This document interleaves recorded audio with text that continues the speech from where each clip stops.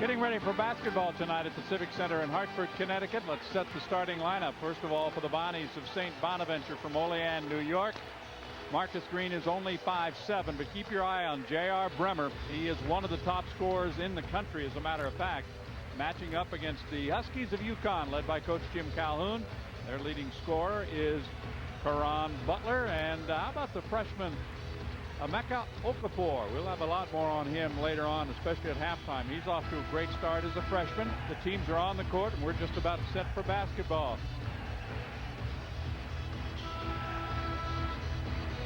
There's Okafor, the outstanding freshman, 6'9". John Cowell is our referee tonight. Bob Donato and Ray Ferrone will be the umpires, and we should have a good one, Bob. I'm looking forward to this. I like Okafor. He's done a great job early. You can see the great game he had last week when he was the Rookie of the Week in the Big East. 18 points, 14 boards. He was supposed to be a shot blocker, but he's an offensive force as well. Okafor is going to be a star in the Big East. Well, keep your eye on number 4 for St. Bonaventure, Marcus Green, because he's all pants. He's 5'7", and he wears extra large pants. These guys shoot threes. That's their main thing, and they do it right away. And they missed their first three-point opportunity, leading the country in three-pointers made per game. Here come the Huskies back quickly the other way. Selby, the only senior, gets it to Okafor. They go to the baseline. The up and under move by Butler. No basket. He stepped out of bounds. Yes. Well, UConn, you can see the contrast in styles right there. Butler, St. Bonaventure, I'm sorry, went for the three, and Karan Butler immediately on the inside. That's the way they're going to play it. Very important for UConn to play defense at the three-point line and higher. Bremer right here with the ball, 5th leading scorer in the country. Nearly a full house here tonight. Penetration inside, and the dish down low. Up with it, and the traveling violation on Robert Cheeks. Well, you can see the influence of the inside game right there. Cheeks travels because he is very much undersized at 6'6", playing against Okafor at 6'9". Full court pressure by the Bonnies. We're going to see a lot of this tonight, John. They will trap in lots of different ways. They want to disrupt you. They allow 52% from the field, which is terrible defensively, but they cause a lot of turnovers. It's amazing, too, that they have a 7-2 record, giving up over 50% shooting to their opposition. That's right, and they played Boston College very well. They had an 18-point lead. Played Oklahoma tough, too. Butler misses the shot. Messiah has the rebound. Here come the Bonnies. We're still scoreless in the first minute and a half.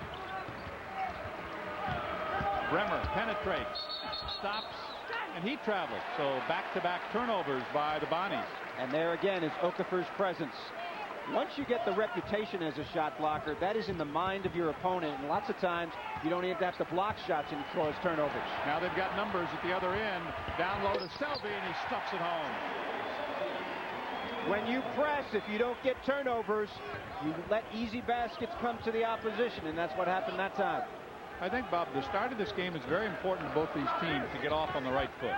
Well, when you're home, obviously, you have the crowd behind you. There's 16,000 here, sellout, as is typical of Hartford Civic Center when the Huskies are playing. Messiah to the baseline. He goes up and draws a foul. Well, that's an interesting matchup because Messiah really is the center on this team, but he's a small forward kind of player. You can see Butler trying to get his group together. UConn, a young team. You know, they have Okafor as a freshman. Butler is only a sophomore, the All-American candidate right there. Did a great job with Jim Boeheim when they won the gold medal Pretty good in Japan over the summer, and Messiah's numbers pretty good. Messiah and his teammates did make the tour. They played in Europe in August, went 4-2, played 6 games in like 8 days over there. And when you're a new coach like Jan Van Bredekoff in his first year, one of those kind of moves is great. He gets to know the players, they get to know him. 2-1. Brown goes all the way and lays it home. They just kept falling back, and Talik made him pay. Three-pointer is long. The Bonnies get it back. Here's Green. Gives it underneath, and stuffing it home is Cheeks. The first field goal tonight for St. Bonaventure. Huskies on the move. In the half-court set, you're going to see the Bonnies play a lot of zone defense. And that's one area that Okafor is getting better. That little turnaround shot, and he hits that one. Jim Calhoun did not expect Okafor to be as good offensively as he is already. As you mentioned, he's also a great student. Yes, he is. 1,400 on the SAT.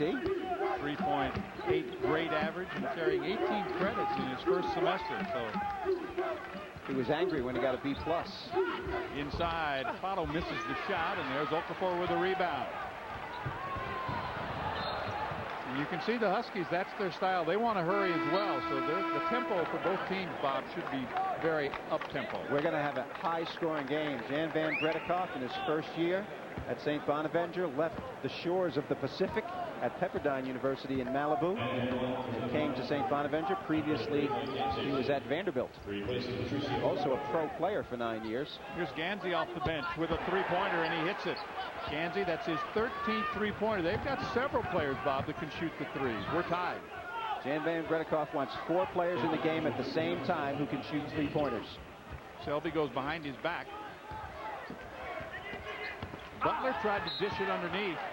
Went to Okafor and threw it away. They turn it over. Jim Calhoun. Over 600 career victories now. 355 here at UConn. And over 250. Look at that, 71% games won. Wow. 605. He got his 600 against Vanderbilt. First game of the year this year. And joined this year by George Blaney, who has a lot of head coaching experience himself. A turnover by the Bonnies. The breakaway. And Robinson lays it in. Tony Robertson gets his first field goal. 8-6. UConn leads. Bremer yet to take a shot. Messiah's three, buried it. Tough matchup for Selby. Messiah's going to shoot lots of threes. Selby is used to guarding somebody in the paint. He's going to have to come out. That is his 15th three-pointer on the year. Here's Robertson's three. Selby had it, stripped away. Here come the Bonnies. Led by Marcus Green on the break, and they score on that break. J.R. Bremer with his first field goal. Bonaventure has its first lead, up to 11-8 now. St. Bonaventure was in the NIT last year, and the year before that they were in the NCAA, and they have 4 players who played on that team. So this is not new to them, playing against tough competition in tough venue. Into the lineup, and with a baseline move, Hazelton comes up short. It's tipped out of bounds, and it belongs to St. Bonaventure. We have our first timeout. On the break, the Bonnies have taken the lead. You're watching Big East basketball from ESPN+. When you play small ball and the ball goes in the paint, little guys have an advantage when the ball gets close to the floor. Marcus Green, 5'7", steals it from 6'7" Selby. Leads to a J.R. Bremer fast break. And we can look at it from a different angle. Bringing the ball down is a classic no-no when you're a big man, when you got quick guys around. And a resultant fast break have the Bonnies with confidence and the lead. We will not see him dribble the ball between his legs because he can't. His pants are too long. He's an extra small body with extra large pants. Here comes Messiah with penetration, and he turns it over, taken away by Scott Hazelton. And there's a near steal by Green. Well, Bonnie's averages 11 steals per game, and that's a concern for anybody. Green is like a rover. He's 5'7". He goes anywhere on the court. Half the time you can't even see him because he's so small, and he comes up in fortuitous circumstances. Mike Hayes is checked into the lineup, replacing Scott Hazelton. Hayes has been bothered a bit by some injuries. And keep your eye on number 3 for St. Bonaventure. Mike Gansey has been bothered by some back problems, and they're concerned about him. He's a tough guy. Takes a lot of charges. He's made a 3 already in this game. He's on the court right now, and that one comes up just a bit short. Pulling down the rebound is Bremer. Here is J.R. On the wing, Messiah. Thought about the 3. Instead, they'll reset. Now that Okafor is guarding Messiah, you can bet Messiah is not going to go anywhere near the paint with Okafor on him. He will screen and pop to the perimeter. Here's Bremer. Robertson with him. Kick it back out. Penetration by Gansey. Leans in. That's what he does. He takes that body and with little regard. And right now, guys all over the court. Green comes up with it. Gives it off on the side, and the short jumper is buried. Method Lowton. Not a bad play by Green. He is so quick.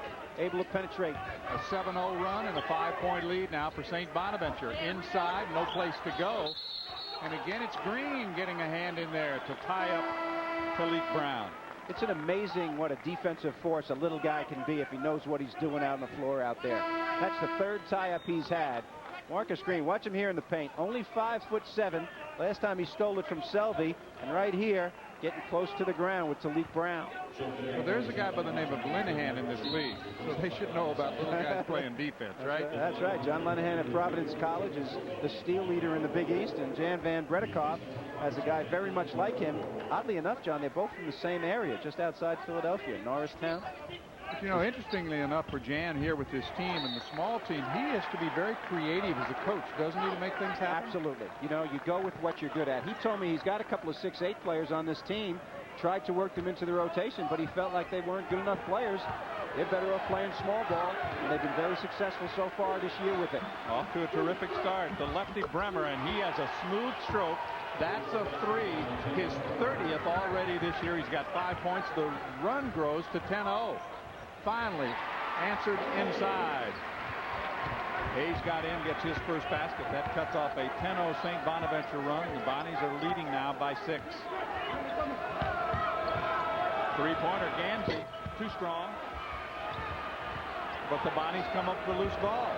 Green is all over the court. He's the MVP so far in this game. It's some penetration. The runner too strong, and the rebound. That was him again. Tipped it away. Now a 3 from Green, and he hits that.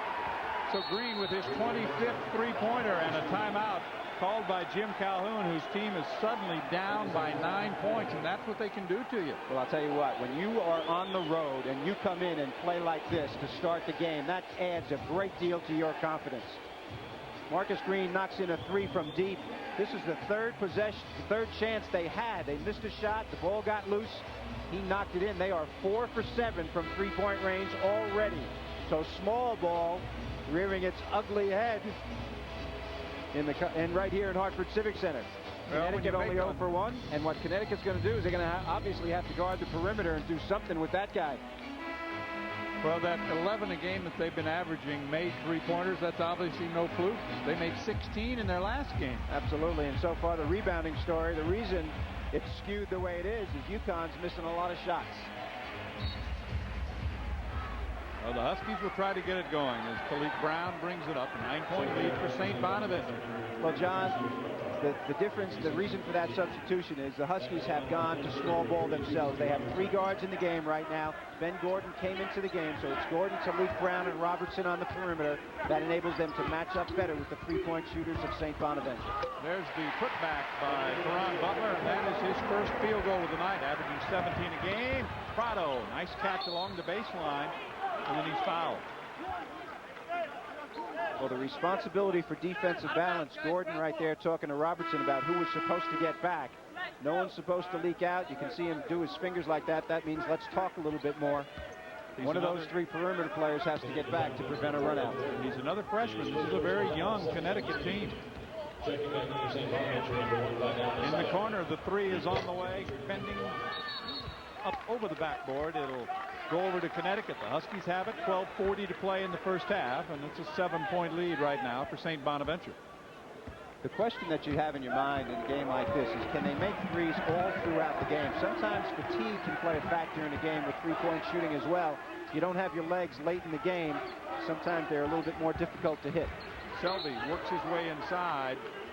And they're going to get Green with a reach in, so Marcus Green picks up his first foul. I think everybody fouled him. All 3 guys got him. Watch the brown jerseys around Selby when he catches the ball inside.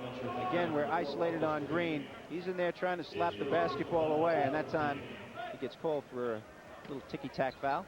Robertson will key the inbound play for Connecticut. Gets it to Butler. Matchup zone defense employed by St. Bonaventure. Both teams shooting 50%. The difference, of course, the three-point shooting by the Bonnies as Karan Butler working on that baseline, and you're seeing some of that size difference come into play there. That's where it is. Off the glass and good by Robert Cheeks, his second field goal. It's 21-14, St. Bonaventure. Talik Brown. Butler. Here comes Green. They've got numbers. 5 turnovers now for the Huskies. Green gets it inside to Cheeks, and he's fouled. UConn is not getting back defensively at all. Every time there's a turnover, Bonnie races it down the court and gets an easy shot. And Bredikoff's team very well prepared for this game. It's a big game for them. Outside the league, they had an 18-point lead on Boston College in the second half earlier this year, and BC was able to pull that game out. But These guys are very talented players, and they're very confident. Playing very well. They have one more non-conference game before their Atlantic 10 schedule begins, because they'll be playing at Kent State. Then they open the A-10 schedule at George Washington. But what about the January schedule of Connecticut? Oh, man. I mean, they haven't played very many games so far. They've only played a couple games in the last 3 weeks, but that's all going to change in a hurry. In January, not only do they play their normal Big East schedule, but they also play Oklahoma, Arizona, and North Carolina. As you can see, Hazleton jump back into the game. Cheeks has 5, the senior from Jersey City, New Jersey, and he rattles home the second. So 6 early points for him. It's 22-14, an 8-point lead for St. Bonaventure. Stay with us. More coming up. We are back. It is 23-14. St. Bonaventure is in front, leading UConn. A sellout crowd. I tell you, some of those seats are way up there. How about the assist job that Green is doing so far? Well, he's got 5 assists so far, and you're seeing 2 of them right here. He is so little. He's able to squirm in among the trees, and the other Bonnie's players spot up on the perimeter. You can see he's got 3 points and 5 assists and 4 rebounds already in the game. Marcus Green has definitely an impact in every game he is in. Only a sophomore. From Norristown, Pennsylvania, he's matched up against Malik Butler. This is Robertson. Selby gets it back outside. Brown with some penetration, hits the short jumper, and I might have had a legitimate complaint that he traveled before he started that whole move, but he gets the basket. All of UConn's points so far from the paint in this game. Messiah bumped a little as he gets in the lane. A running hook is no good. It's rebounded by Hazleton. Kicks it ahead to Brown.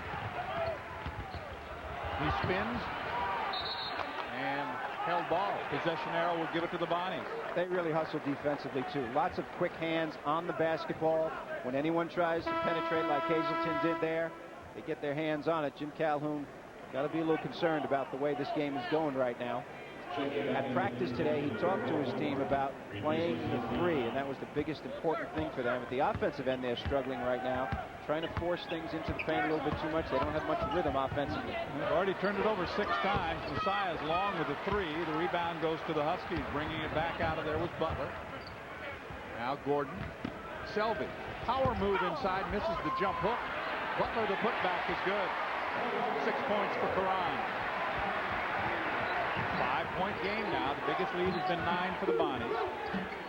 It's the last 4 points scored by UConn. Prado's 3, no good. And Butler could not hang on to the rebound as he battled for it in front of Robert Cheeks.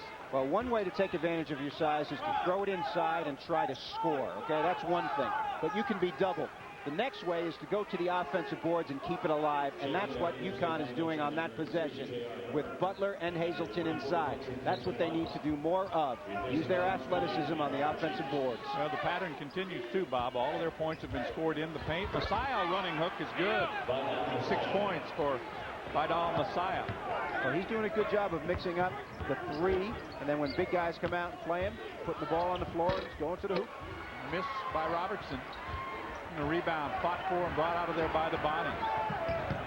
With Prado spinning, he turns it over. 3-on-3 right now for Connecticut. And from behind, Gordon is fouled. Well, that's not a bad foul because I don't think they're in the shooting right now, so they'll take the ball out of bounds. Prado, whose dad played for the Argentinian national team, he's from Cordoba, Argentina, where they're having some unrest right now. But his family is fine. That was the word that he got. Is Selby, the senior, checks out. Selby's one of those guys from Flint, Michigan, part of the Flintstones. He escaped Michigan State because he went to junior college. Provides an inside presence for Jim Calhoun on this team. This is Okafor, who's been on the bench a bunch during this first half of play. Well, you know, you talk about how good he is, and yet this is sort of a new experience for him. Only a freshman in his 8th game playing against a very, very unusual team. Good feed along the baseline, but in his haste to get to the hole, he turns it over. Hazleton sat out a year, was injured, and didn't play much last year again because of the injury. He's been out 2 years. He has a lot of skill and ability, but not much experience. And right here, takes a little too many steps before the move. Gansey checks out of the lineup. St. Bonaventure with the basketball in the lead. We're a little over midway through this opening half of play. Tried a little give and go that time. Green pulls it back out. Bremer. And you see how they push out on the perimeter. Somehow he got all the way inside. Prado's three bending short, and it's rebounded out of there by Gordon. No point guard in the game right now. And there's a turnover. Green all alone at the other end. This won't be a dunk. Well, the thing about that is guys who don't dunk can have an impact on the game. There's the lesson there. He is showing us that so far. Gordon has to be very careful right here. This guy's liable to take it away from him again. Talik Brown's really the only point guard on UConn's roster. Gordon goes there in the pinch a little bit. He and Robertson on the perimeter right now. Matchup zone on the part of UConn. Another steal, and he will go solo and lay it home. So the lead goes to double figures. That's the first basket by Prado. They have their largest lead. It's 29-18. Jim Calhoun wants a 30-second timeout. 8:41 to play in the half. An impressive start for St. Bonaventure. Certainly an impressive start. And you think about the reasons for this. Right now, they are shook. UConn really is having trouble handling the basketball. And part of the reason is they're playing against a team with great defense right here. Watch the brown shirts pursue the basketball. Method Lowton, and of course, right here, Green is the recipient of an easy one on that steal. On the very next possession, they steal it again, this time Prado. So what happens is St. Bonaventure, they know they are small. They know they have to steal the ball. They get 11 steals per game on an average. And as a result, they get a lot of easy baskets, and they're playing an absolutely stellar game tonight. Well, we talked about the contrasting style, and we are seeing it so far tonight. The concern that you have, though, is, for example, against Boston College, they had the big lead, but they couldn't hold it the entire ball game. We'll see what happens here tonight. Troy Bell and Ryan Sidney came back in that one. Another turnover. That's 3 turnovers in a row for Jim Calhoun's team. Talik Brown is back in the game now. Robertson and Gordon have turned the ball over 3 times in a row. Actually, altogether, it's 4 times in a row now they've turned it over, and that's 10 turnovers already. So they're out of sync right now.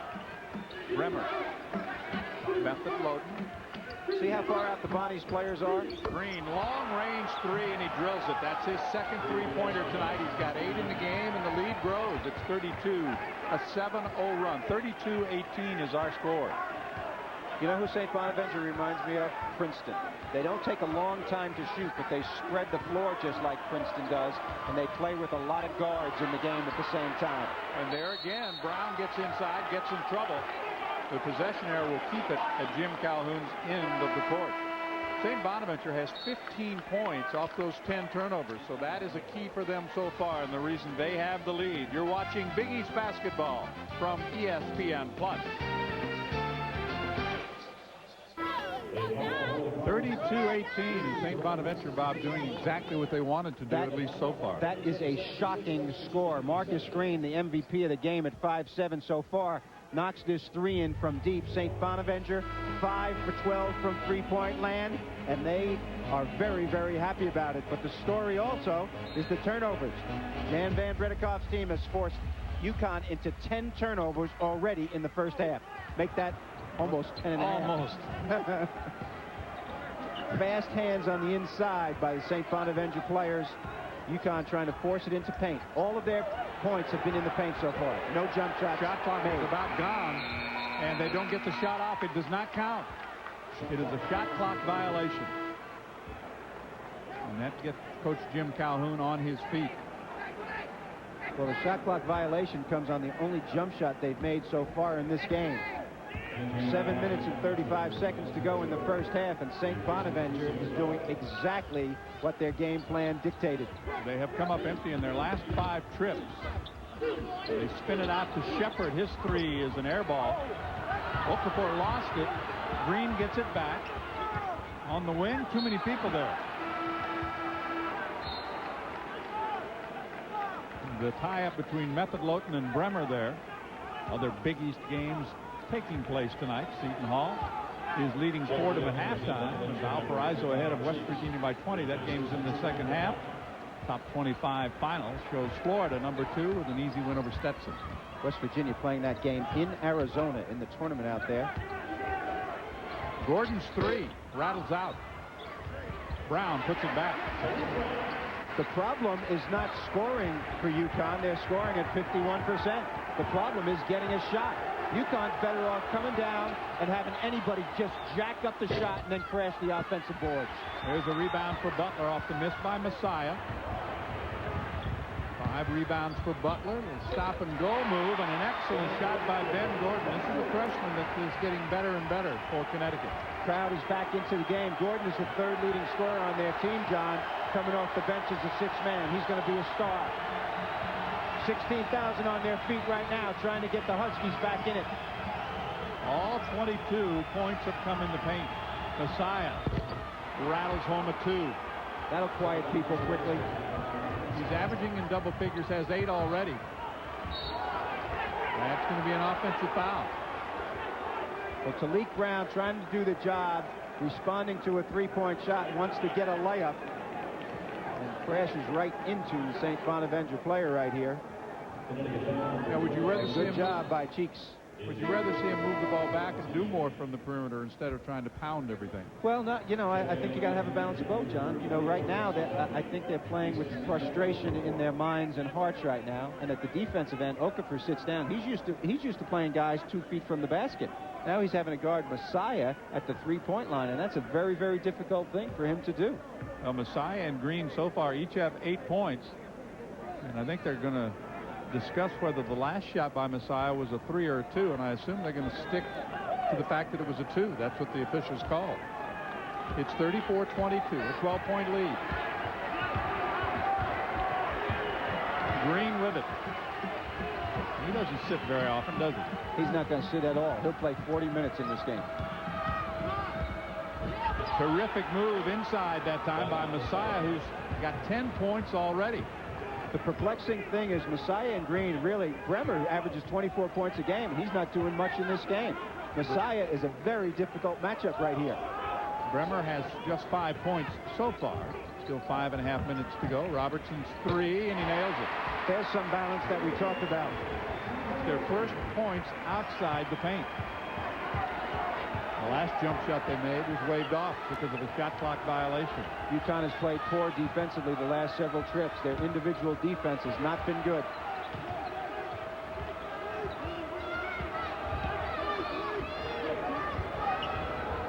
Little determination more on this possession. And Messiah strong with that one. Almost tipped in by Butler, who stays with it to get the rebound.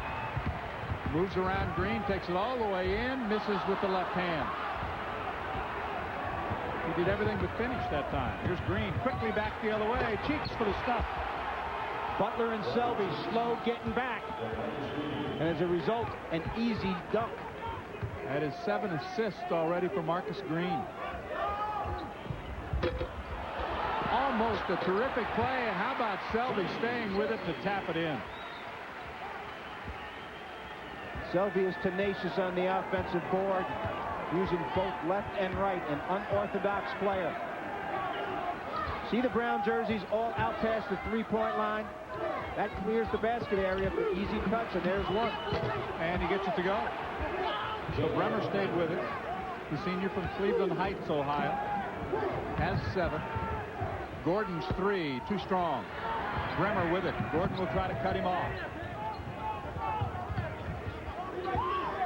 4 minutes to go first half. And Bonaventure in front, 40-27. Bonnie's looking for their 8th win in the first 10 this year. Both teams went to the NIT. St. Bonaventure was knocked out by Pittsburgh last year. UConn got to the second round. Bremer on the drive, spins it home. He is left-handed, for those who don't know, and used the glass deftly on that one. 3.5 minutes to play in the first half. It's 42-27. The biggest lead. Brown gets inside, misses the shot. Here's Selby back up. He misses. And Bremer has the rebound.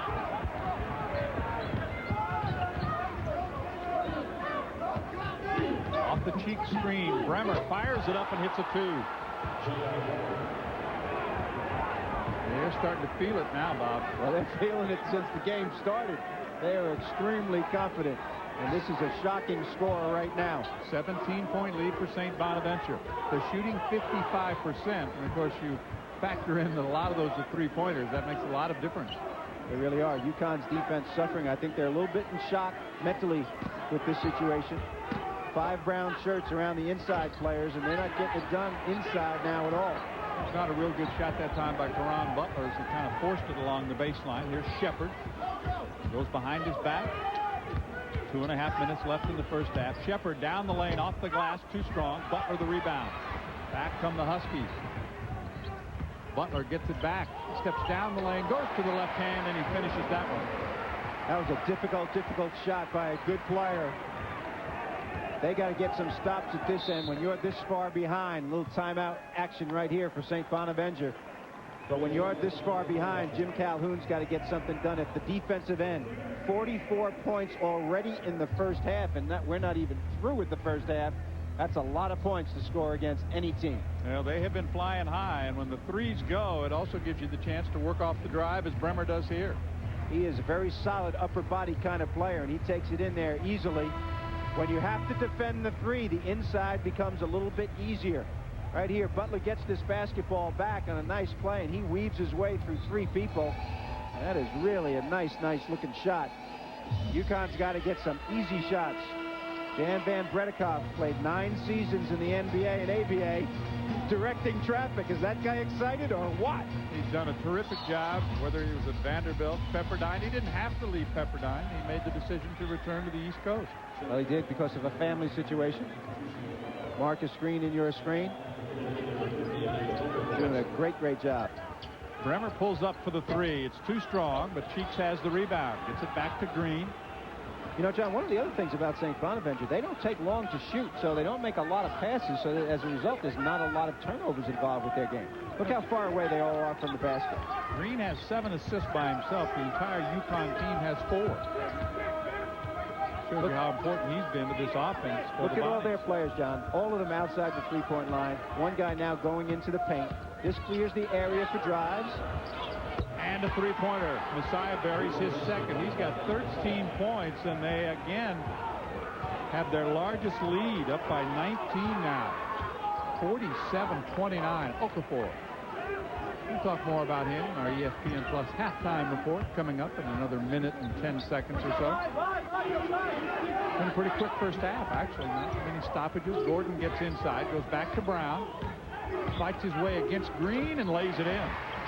He is a tough mentally kind of player. Brown is going to take the ball to the basket. He can get around his guy with his power every single time down the court. Maybe that's what they need to do. The floor is spread again. Frustrating to play. Very much like Princeton right here. And of course, Van Bredikoff's dad, Butch, was a coach at Princeton many years ago. Coached 7 NBA teams as well. His dad coached all over the place, didn't he? Bremer forced that one a bit. Was strong with a 3. Back from the Huskies. And to make something happen. Shot clock. The game clock. Shot clock is off right now from the baseline. That's going to be too strong. Well, there's the putback by Karan Butler. He gets himself in double figures with 10 first-half points. It's 47-33. You don't get many fast breaks against Bonnies because they don't go to the offensive boards. They get 4 guys back. Green with it. Loses it. Turns it over down the lane and gets it back. How about that? And no shot. Wouldn't have counted if it had gone. We have played the first 20 minutes, and St. Bonaventure right now has forced 13 UConn turnovers. We have reached halftime. 47-33. St. Bonaventure leads. Stay with us. We'll be back with more from the Civic Center. The Bonnie's biggest lead was 19. They're up 14 at halftime. It's 47-33. Welcome back to the Civic Center. I'm John Sanders along with Bob Wenzel. So far, the little ball is working out very well. Little ball is working very well, thank you. St. Bonaventure is doing exactly what they want. They want to shoot a lot of threes, and they're 6 for 18, and they want to force a lot of turnovers. There are 14 miscues so far for UConn in this game. And those two things have provided a 14-point lead for St. Bonaventure, and they are confident right now. As we look at the highlights, you'll see one of those 14 turnovers leading to points for the Bonnies, and this is the way they want to play. They have to play and are playing. This is their typical way of getting involved. A lot of brown shirts around the basketball all the time. If you don't get through it, you're going to be in trouble. Another steal right here by Patricio Prado. He goes down and lays it in. That was a familiar scene in the first half. Also a familiar scene, the little guy creating with the dribble. Marcus Green, 5'7". He's been all over the floor, and Cheeks finishes it with an easy dunk. And as a result, Bonnie's is in the driver's seat. One of the bright spots, Caron Butler inside. This is what they need to do more of. Crash the offensive boards. BC was down 12 at halftime. UConn down 14 at halftime to this same group. You can see the three-point field goal percentage. That's a big thing right now in this game. 6 for 18 versus 1 for 4. And, of course, the field goal percentage is really kind of meaningless in a game like this because of the number of turnovers involved. Well, they're actually right on target with their number of three-pointers. They're averaging over 11 a game, and they have 6 in the first half. So the question is, though, Bob, can they continue it in the second half? Well, that's exactly the question. I'll tell you, they don't look like they have any fatigue at all. I would not like to have been in the UConn dressing room at halftime of this one. Boston College, Troy Bell had 20 in the second half, and they survived. I don't know if UConn can do it. We'll find out. The second half is coming up from the Civic Center in Hartford, Connecticut. This is the capital of the state of Connecticut. Happy holidays from all of us to all of you. Both these teams looking forward to the new year and conference play, because that's when it really gets serious. And we talked about the January for Connecticut. They will open conference play on January 2nd at Virginia Tech. You mentioned St. Bonaventure will start on January 3rd against George Washington.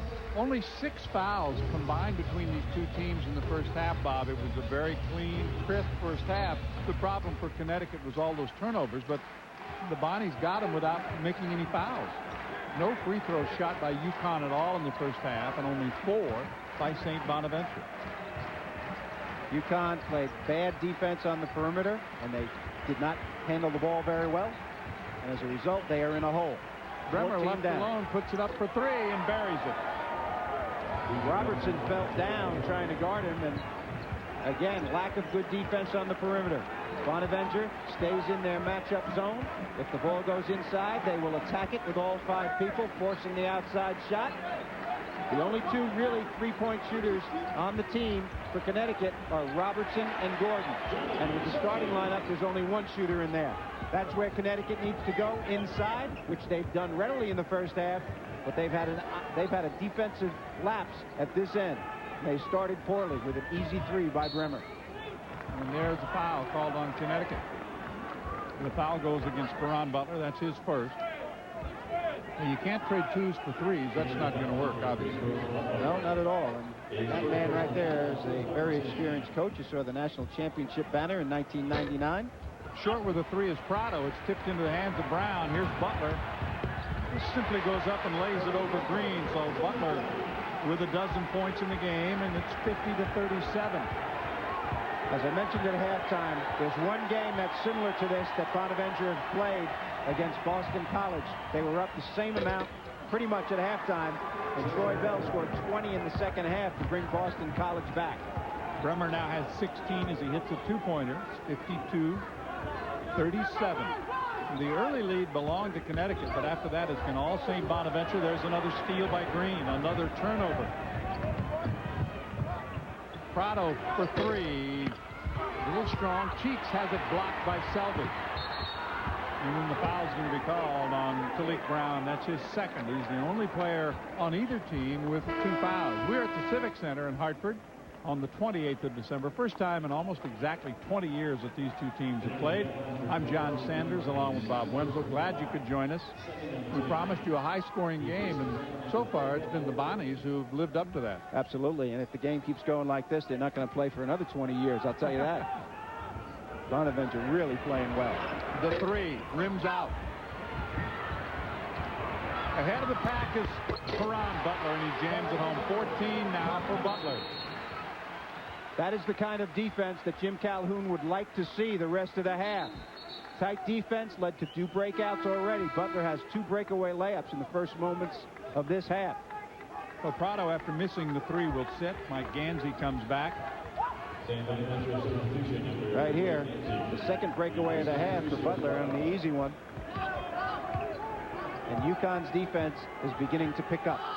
Green with it, pressured out in front by Ben Gordon, the freshman. A freshman against a sophomore.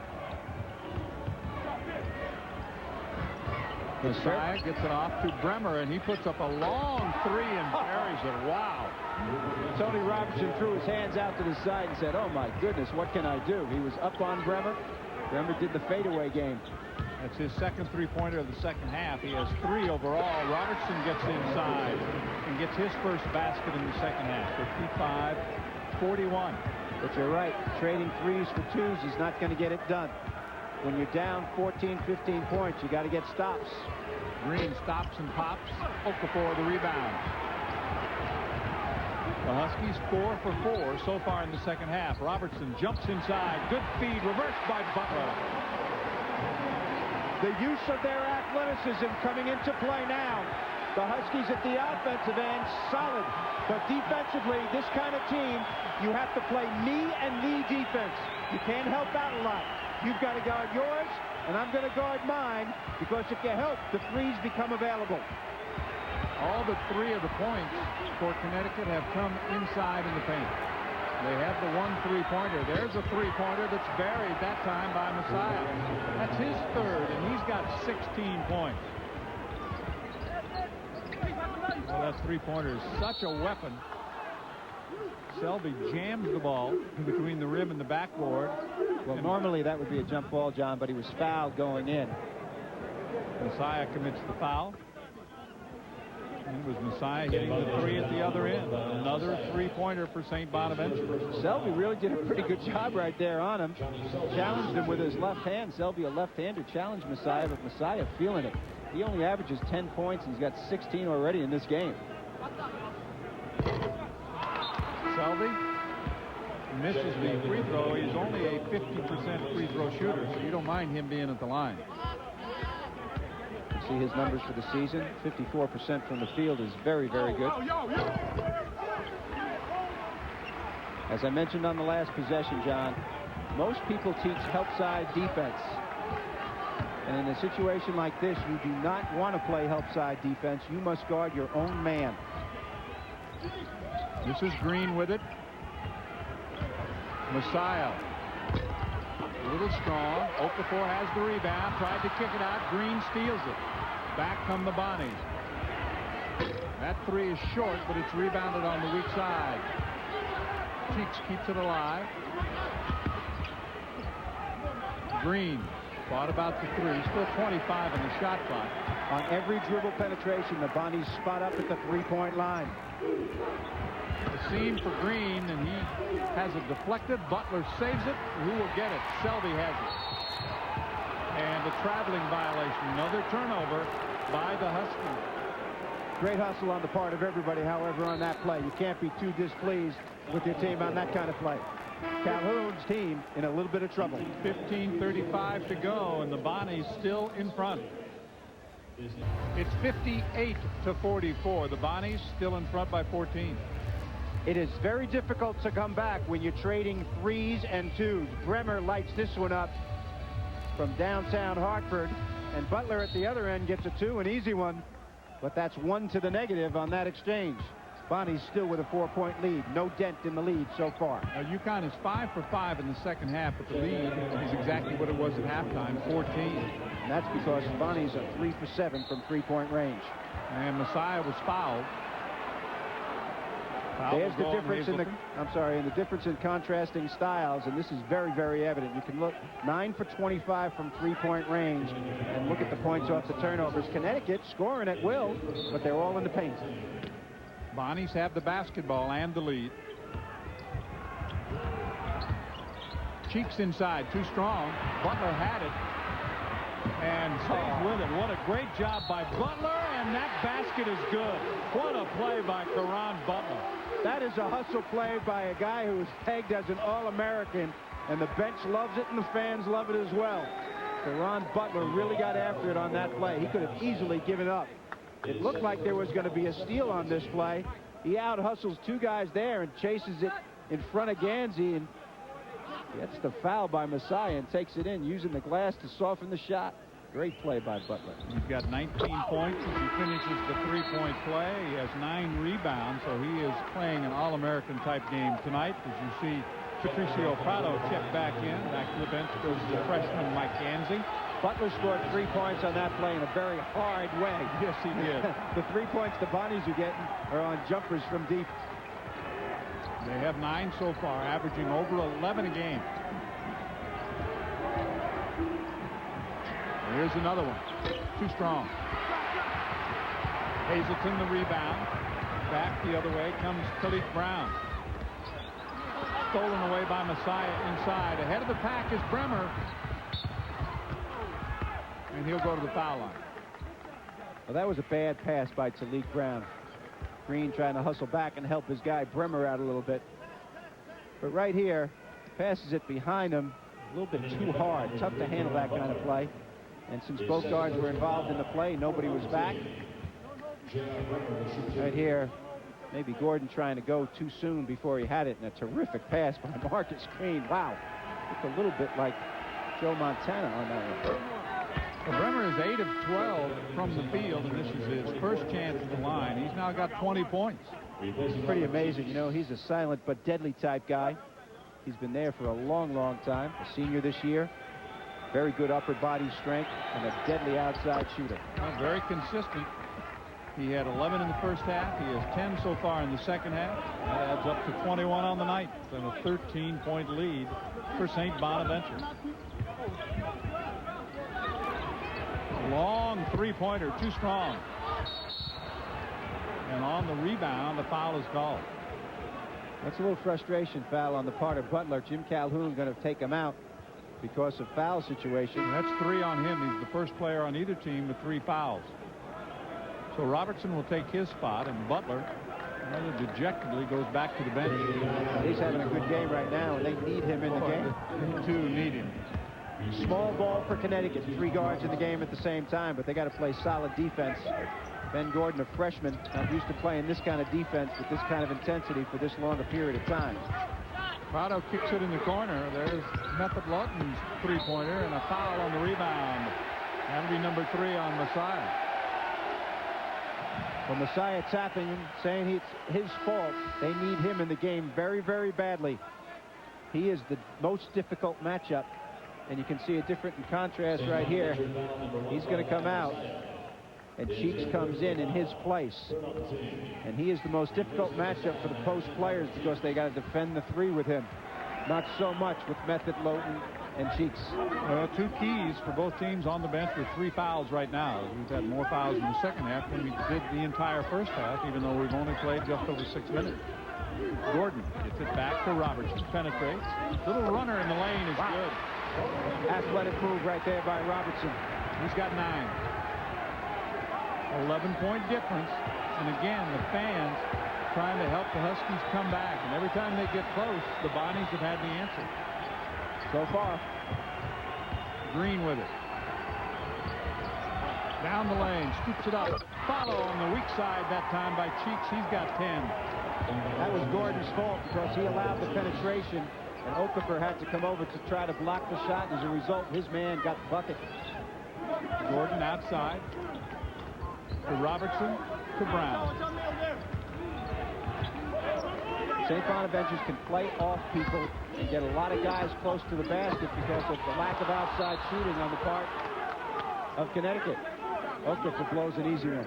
He blew the layup. A little strong, spun it off the glass. Okafor has only 2 points in the ball game tonight. This is not the kind of game where he is there.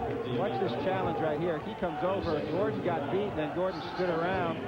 Cheeks gets an easy one. He now has 2 fouls. Inside the 13-minute mark. Time remaining here in the second half. Bremer. Now Green. So quick as he comes down the lane and tries to dish it inside. Cheeks surrounded, throws it away. He got timeout. He was in the air. Prado Patricio Prado was in the air, but he got the timeout call from referee John Cowell. 12:33 to play. You're watching Big East basketball from ESPN+. Now the Bonnies continue to lead here. Let's see what else is happening in college basketball. It is Seton Hall, a winner over Fordham. Valparaiso defeating West Virginia, and Villanova in the second half has the lead over Delaware. We've got Iowa, number 9, top 25 scores now. Arizona, a future opponent for UConn, leading Van Bredekoff's old team, and it is Butler the early lead in the first half. Here the Bonnies have had the answer. Green's long three hits the bottom of the net. He's got 11. That's his third three-pointer, and they now have 10 three-pointers in the game. Coming out of a timeout, that is an absolute stab in the heart on the part of the Bonnies. Inside, Selby goes up and will go to the line. Well, he gets the easy lay-in, and we'll get a chance for the old-fashioned three-point play as the foul is on Method Ludwig. Well, inside is where UConn wants to go, and going well. Johnny Selby taking care of business around the goal, and he'll get his shot at the three-point play. The two-star inside players back in the game. Karan Butler back in the game. You can see Selby's points tonight. And Messiah back in the game as well. Looking for his 10th point. And he swishes it. So he's in double figures. He's made 2 of 3 at the line. And it's a 13-point game again. They just can't seem to dent that St. Bonaventure lead. But it was 14 at halftime, and every time that it gets to 11, where UConn can get back in it, somebody on Bonnies makes a big play, and usually it's this little guy very much involved with all of it. Well, Marcus Green has been terrific tonight. Bremer's three too strong into the hands of Robertson. Ahead of the pack is Brown. He's got Prado to beat and draws a foul. Well, that's what UConn would like. When you miss three-pointers, that leads to easy breakouts, and UConn's had a lot of easy breakouts in the half. However, not enough to counter the three-point shooting. Bremer and Vidal Messiah.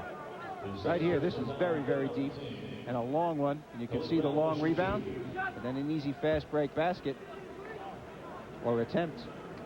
And Talik Brown, who is not a good free throw shooter. Watch his feet on this play. He leans back. That's discouraging for Jim Calhoun. He leans back. He should stay up on his toes when he shoots these free throws. Well, he's only 10 of 18, and he's your point guard. And in the clutch, he's going to be the guy that's going to have the basketball and go to the line. He has 9 in the game. It's 65-52. Still a 13-point lead. We've got more coming up. You're watching Big East basketball from ESPN+. 65-53. St. Bonaventure continues to lead with 11:43 to play. You know, the Connecticut Huskies under Jim Calhoun have been almost unbeatable at home in the months of November and December. That's pretty amazing. 75 straight wins. That's at Gampel Pavilion N here in Hartford. And the last time was a long time ago when Villanova beat them. That was a league game. Hazleton will pick up his second foul. Prado that time on the drive. I talked to Jim Calhoun yesterday, and he talked to me about his team, and one of the things that he was upset about is they don't play defense for long periods of time. And that's been rearing its ugly head for the UConn Huskies in this game. They play for a while, but they don't play for a long enough period of time, especially against a very unusual and strange style of play that they're seeing tonight. Patricio on the other hand, Prado is a very good free throw shooter at over 80%. Yep. His dad was a player for the Argentine national team. And he hits 2 at the line. Gives him 4 points in the game. There's the 2 free throws, 1 field goal, and here we are at that 14-point difference again. It hasn't changed from halftime. It really hasn't changed, and they haven't been able to make a dent despite the efforts on the parts of UConn to try to get after it. They're doing a good job on the offensive end, but defensively not maintaining it for longer periods of time enough. There's the steal that time as Bremer got a piece of it, knocked it away, and the Bonnies get it. Here's Prado. Picked up by Robertson. Gets it to Green. Boy, trying to guard Green that far away from the basket is disaster city. He can go around you. He is so quick.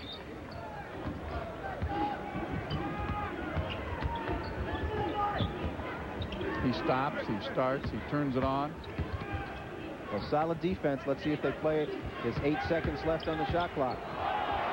Messiah gets inside, has it blocked.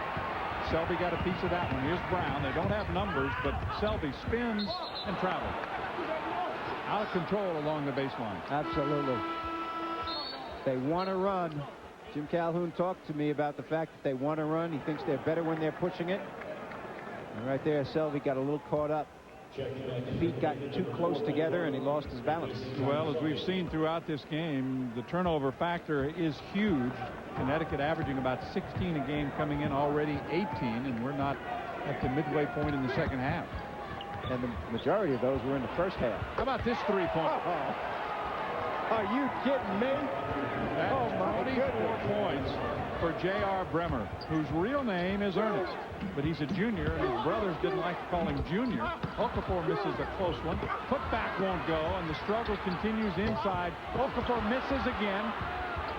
3 times they had a point-blank shot underneath and missed. Here's Caron Butler. He misses, tips it back in. Stick-to-itiveness on the offensive board by the Huskies. A lot to admire there. And we've got a technical foul called by John Cowell on Jim Calhoun. Well, Jim thought there were several fouls on the last possession, and he's not sure what he said. Talking about the number of different fouls called on his team and on the opponent. Sometimes a technical foul in this kind of situations fire your team up. I don't think Jim got this one intentionally, and sometimes coaches do that. He looks pretty heated, but this could put a fire under his team so that they could play defense for a longer period of time. Well, what it has done is stretch the lead back out again. It's 72-55, and Jim Calhoun is not sitting down. Prado with it.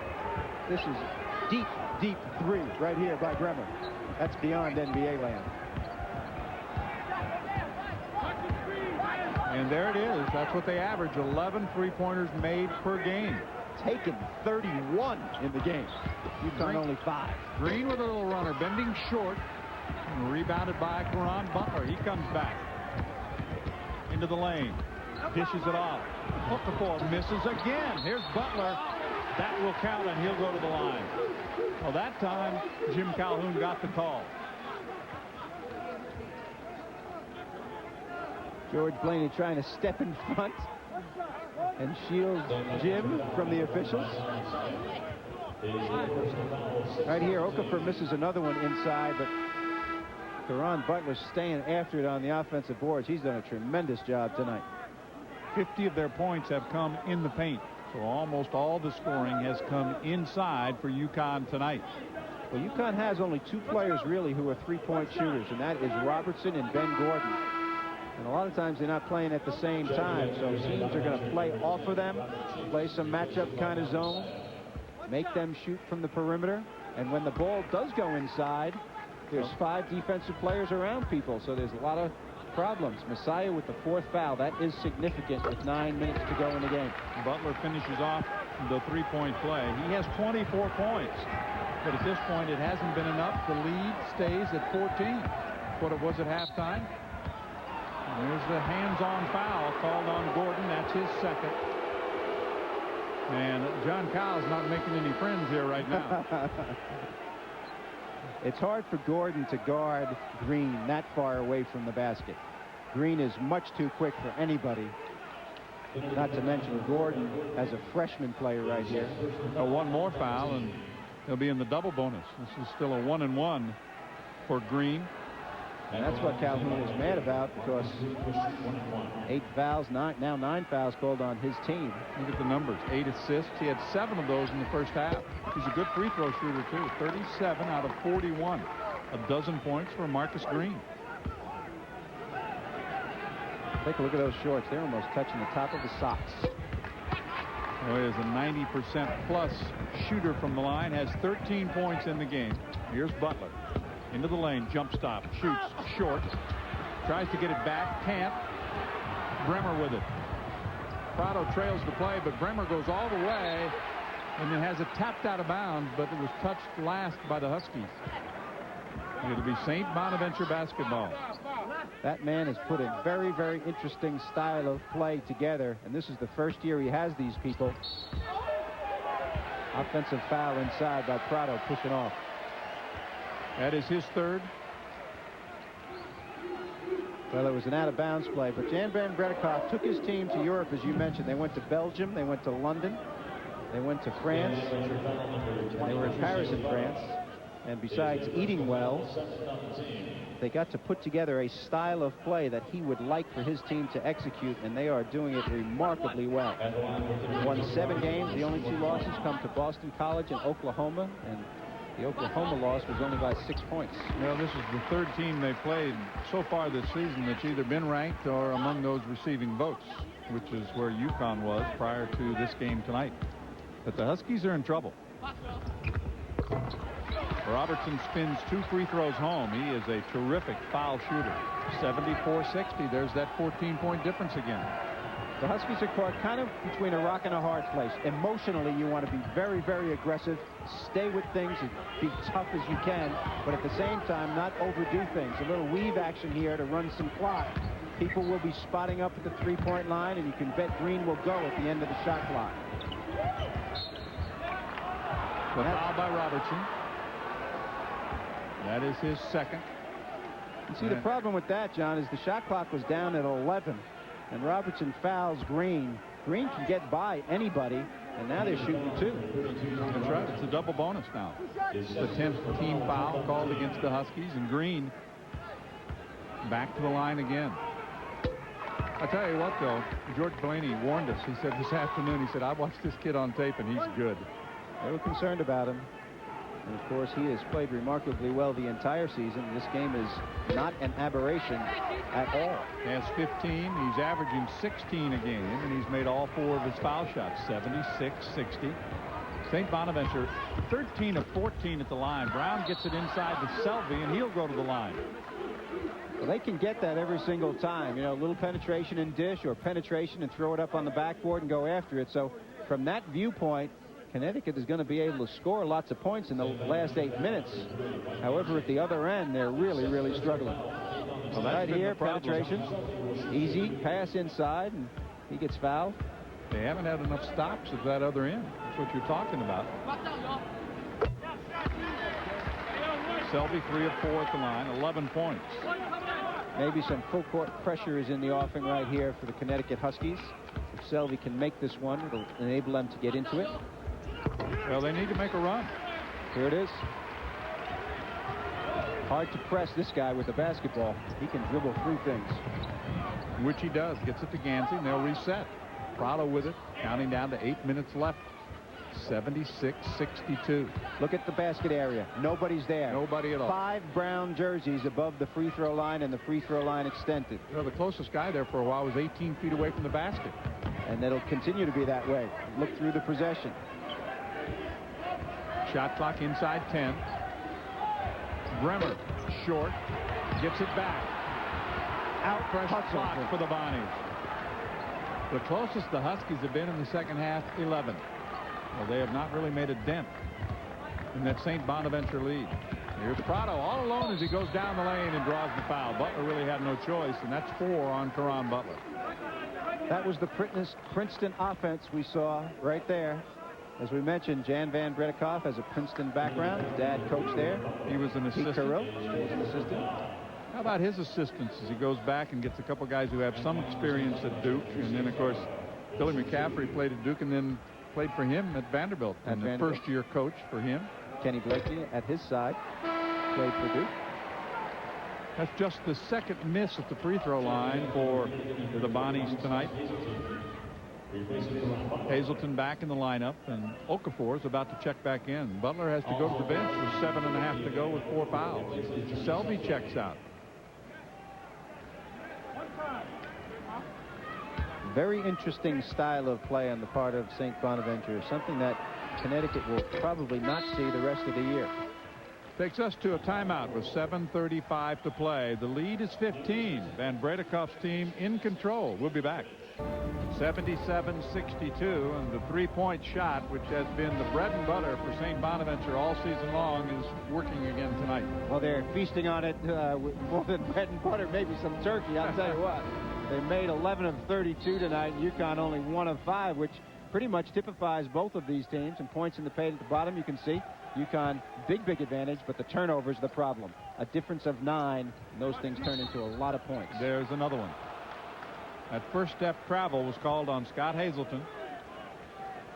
Well, the Bonnies will get it back, and Jim Calhoun's club has just not been able to make a run. 19 times they've turned the ball over. We're at the Civic Center here in Providence. Holiday basketball, a matchup of the Big East and the Atlantic 10. I'm John Sanders with Bob Wenzel here at the Civic Center in Hartford, the capital of the state of Connecticut. If you would, watch this entire possession right here. This is Princeton basketball. You spread the floor, you leave the basket area open.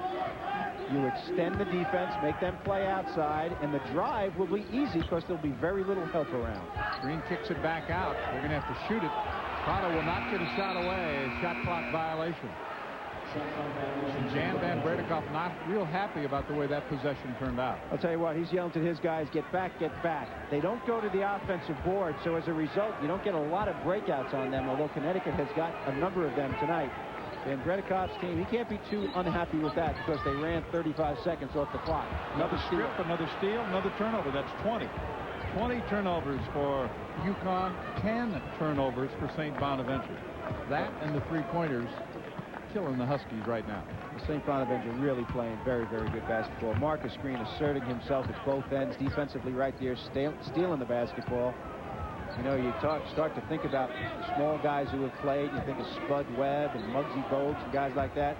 This kid can really play. Well, he stayed with it, did Bremer, one of the top scorers in the country, and he now has 28 points tonight, just 3 away from his career high. Atlantic 10 with a lot of guys in that top group. Lynn Greer leading the country in scoring from Temple. And Brown. Saul Butler as well from LaSalle. Not a good place for him to shoot a jump shot from the foul line. And he misses it. 79-62.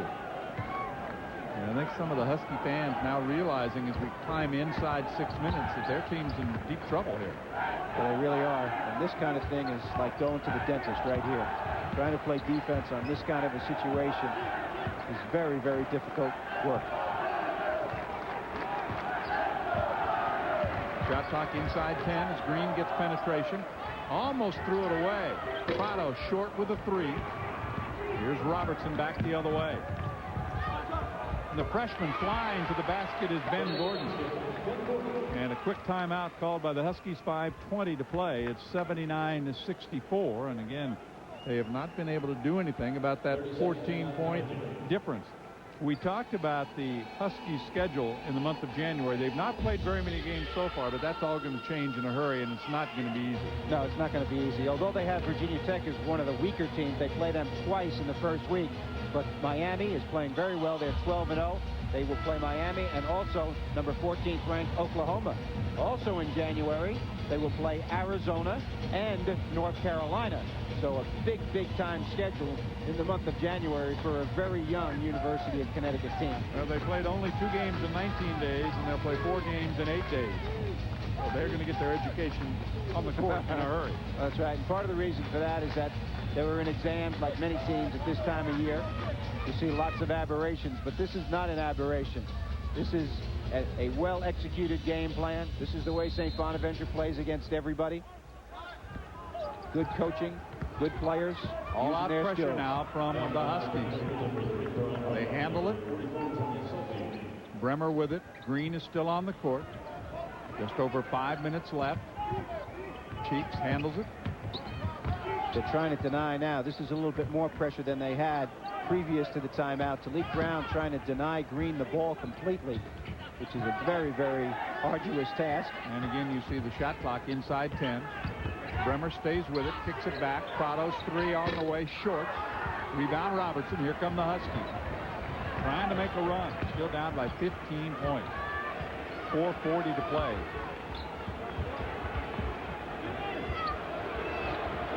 Robertson has the only 3 tonight, and he misses that one. The only 3-pointer came early in the first half. That's the only 3-pointer the Huskies have in the ballgame.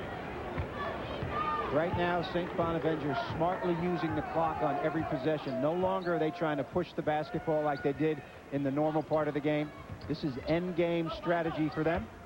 They will use the clock as much as they can and try to get a shot in the last 5 seconds of the shot clock. Drive by Prado. Spins it up. Selby the rebound. Finds Caron Butler. Butler playing with 4 fouls. Here's Selby. Powers his way inside and commits the foul. That's his first. Now, Johnny made up his mind he was going to go to the hole, and it cost him a foul. Part of the reason, a lot of brown shirts in the lane waiting for him. 3:57 remaining in the game. St. Bonaventure led by 14 at halftime. They are still in control. Bremer is having a terrific night, as are some of his teammates. UConn has used 8 players in this game, and 6 of them have at least 3 turnovers. That's been a big story for the Huskies. Absolutely. And a lot of them were forced turnovers by St. Bonaventure. They were not the unforced variety. It's not like UConn just came down and made mistakes. St. Bonaventure made them make mistakes. 3:45 remaining in the game. Bonnie's biggest lead in the first half was 19.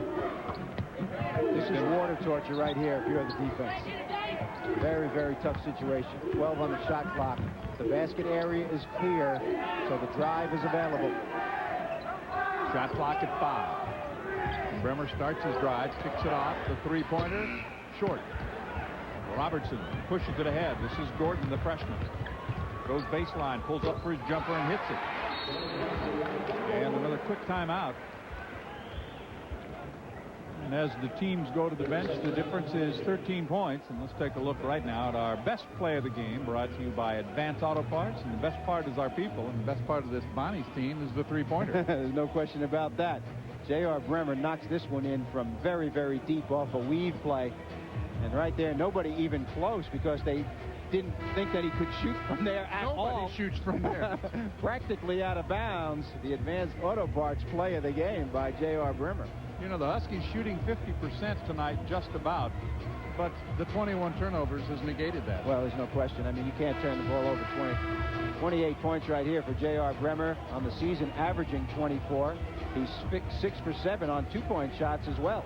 You know, he's got a very good upper body. He drives to the basket very well, and when you have to guard him on those deep threes, driving past somebody, it gets a little bit easier. He has 4 3-pointers tonight. The count was on briefly. Fundamentally sound basketball team. And here's Bremer. Wow! It will count. That's been his night, hasn't it? That's 30 points, and he's got a chance to match his career high. What a performance. Everything that Jan Van Bredekoff wanted to do and worked on has paid off. It's absolutely paid off. This is a circus shot. When things are going good, they're going really good. And you can see nobody's around the basket. He flips that one off with a lot of English. That's 31.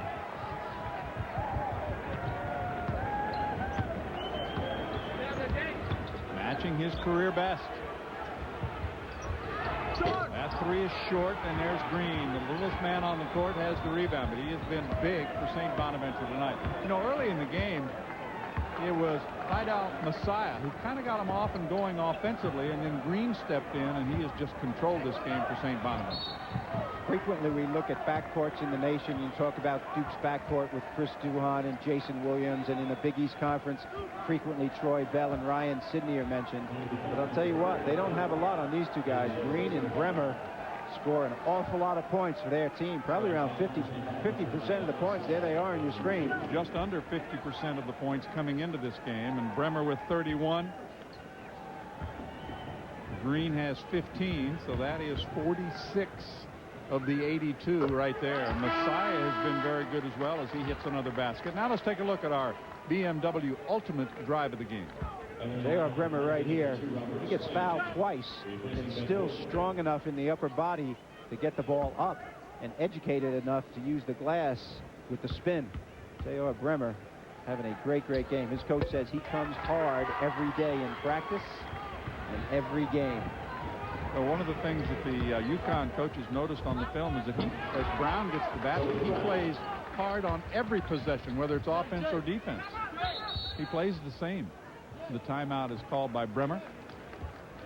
A career high equaling 31 points for him. And he's had it 3 times this year. This is his 3rd game that he's had 31 points in. Masai has chipped in with 18. Marcus Green with 15. Robert Cheeks with 10. It's been a very balanced attack. They've been in control, and they've done what they wanted to do here tonight. No question they've done what they wanted to do. Van Bredikoff now diagramming what to do against the zone press. They worked on this in practice this afternoon, which we watched.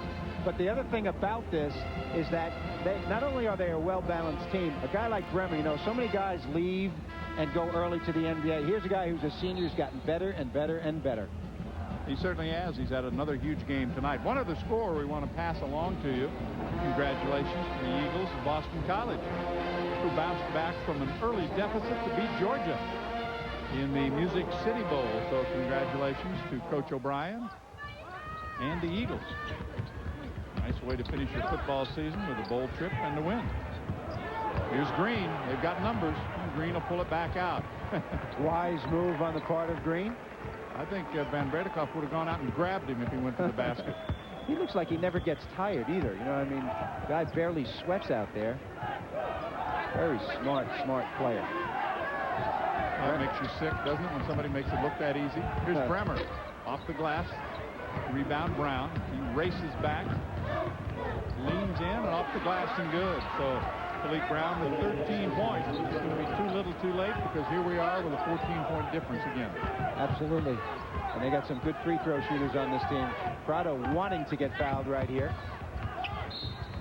And he gets his wish.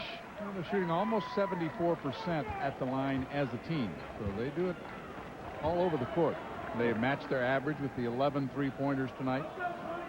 Well, he's 80% from the free throw line. Swain in there to try to give a little defensive effort. And give Jim Calhoun a fresh body in the game. Frustrating night for Coach Calhoun, who picked up a technical foul. Prado's missed twice, which is unusual for him. Right there, a little depression on the part of the Huskies. Not happy with this turn of events. Well, the string of 21 consecutive non-conference wins in this building is about to end. The Cheeks got inside and kept it alive. A fresh clock with less than a minute and a half to go. And this has been an impressive performance. That's all you can say. Absolutely. You talk about different teams that might be teams that get to the NCAA tournament. You look at Ball State, how they beat UCLA and Kansas. This is the kind of team that can play with anyone. In order to beat them, you have really got to do a great job on the offensive boards and take care of the basketball. They are one of the smallest teams in the country, but accurate from three-point range, and they make you turn it over. Well, they didn't lead until they went up 9-8 early on, and they have not relinquished the lead once they got in front. Thrown away, another turnover by Connecticut. Huskies, though, trying to get it back. Butler diving, but it'll be St. Bonaventure ball with 45.5 to go. Good hats off to the Barneys. They played well. Oh, no, absolutely. I mean, there's nothing you can say about that from their standpoint. The UConn Huskies were knocking on the door for the top 25. Got some votes, ranked 27th. We've also receiving votes category. Robert Cheeks exits. St. Anthony's of Jersey City. Bremer, the team leader. And they've got one more non-conference game coming up, do the Bonnies, but this is a good way to get ready for the Atlantic 10. Well, there's no question about that. And the Atlantic 10, a very fine league, obviously. St. Joseph's, the class of the league this year in terms of the national rankings. Temple struggling a little bit at 3-7 right now. But Van Bredikoff told me at practice today, we were there together, John, and I asked him about the Atlantic 10. He said, frankly, I don't know very much about any of those teams. He said, what conference is that? He's been busy on the West Coast the last 2 years at Pepperdine, and of course brought a terrific philosophy here. Coming up at Kent State, as you mentioned, and then George Washington, coached by Carl Hobbs, the longtime assistant to Jim Calhoun here. And then against Rhode Island, whose coach is Jim Barron, who just left St. Bonaventure. 33 for Bremer, a career game for him, and he deserves a round of applause. He's been terrific. 33 points, a career high, 8 rebounds, very solid. 86-70, and one of the teams held up their end as far as scoring average is concerned. No question about that. They are very, very impressive. 86-70, final 30 seconds of the ball game. Less than a second difference between the shot clock and the game clock, and I think it's deservedly so that the basketball's in the hands of Marcus Green. You know, they've had other little point guards. Shandu McNeil from Archbishop Malloy was a really little point guard who played for St. Bonaventure. Toying with the Huskies at this point. Here comes Green all the way to the hole and lays it in. 17 points for Green. 88-70. A lot of people are going to see that score and say, what? But they earned it. Strong performance by St. Bonaventure. They roll 88-70 over the Huskies. That's the final. We've got more. Stay with us. We'll be back to the Civic Center in Hartford, Connecticut.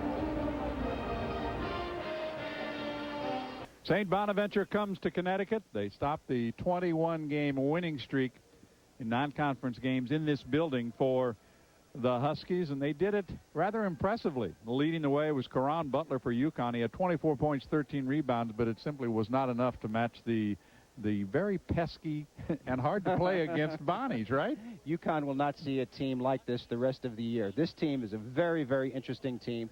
They start with 3 guards and 2 small forwards. Messiah is a tough matchup. He's a 6'5" player who plays outside, and then you have to have your post guy go out and chase him all around the court.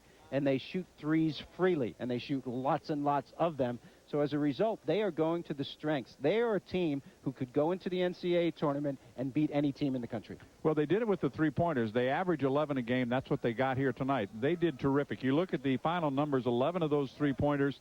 They were solid. They did what they wanted to do. They played the kind of basketball that they're going to have to play in the Atlantic 10, don't you think? Well, absolutely. You know, the Atlantic 10 is a good league, as is the Big East, and you can look at the numbers right here. UConn only 1 for 8 from 3-point range versus 11 for 36, so that is a dramatic statistic. Even though UConn shot 51% from the field, that still is not enough. And the turnovers were a big story in this game. 22 turnovers against any team, whether they're an odd team or a normal team, is going to be very, very difficult. One of the things we talked about in getting ready for the game was, can they continue it in the second half? You know, they had the lead over Boston College. Let it get away. Tonight they were able to finish the way they wanted to. Well, they really did. Against Boston College, Troy Bell came in and had 20 in the second half. UConn does not have a player who can create his own shot like that. And the 3-point shooting of UConn, or the lack thereof, could be something that they got to be very, very concerned about in the Big East. Well, they couldn't get back in the game. They tried. Cut it to 11 a couple of times in the second half, but it was simply too much of the Bonnies. They were trading 2-pointers with 3-pointers, and this guy was the key. Marcus Green helping to lead the way for St. Bonaventure as they handle the Big East Huskies of Connecticut, whose record is now 6-2. We hope you've enjoyed it. It's been a great holiday trip for us. Terrific game by Bremer. He had a career high. For Bob Wenzel and our entire crew here at the Civic Center in Hartford, I'm John Sanders. Thanks for watching. The final tonight, St. Bonaventure beats UConn 88-70. That's it from here. Happy New Year.